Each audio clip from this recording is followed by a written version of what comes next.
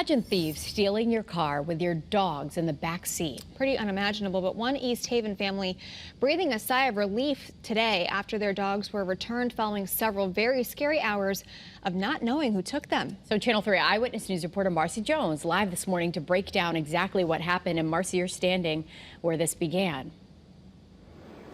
That's absolutely correct. The man involved in this says that it was just like any other Sunday morning. They came to get their coffee, left the dogs in the car with the AC running just for a few seconds, and then everything took a crazy turn. Now, in another crazy twist of fate, I was just watching a fabulous young woman kind of run by, and she said, "Hi, how you doing?" And I said, "We're talking about the dogs." And she said, "They're my neighbors." So we've got Kathy live with us. Kathy, tell us how this all unfolded. How did you hear about it, and how are the pups, most importantly? The pups are wonderful. I saw them yesterday and received a whole bunch of hugs and kisses and licks from them and gave them tons of pets.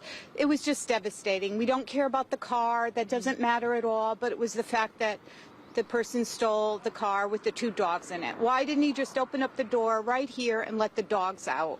Right. And they're wonderful, wonderful people, and the dogs are fantastic, and everyone loves them.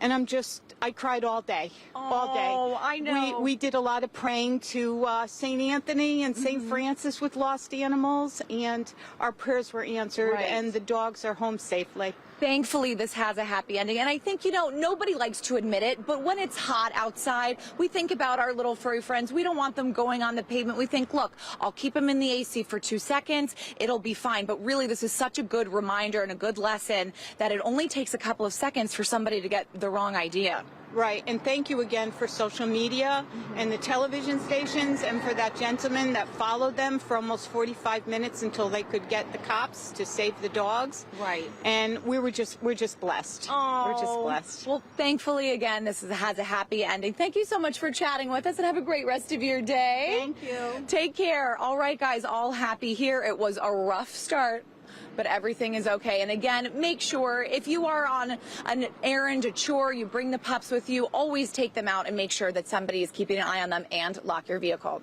Live in East Haven, Marcy Jones, Channel 3 Eyewitness News.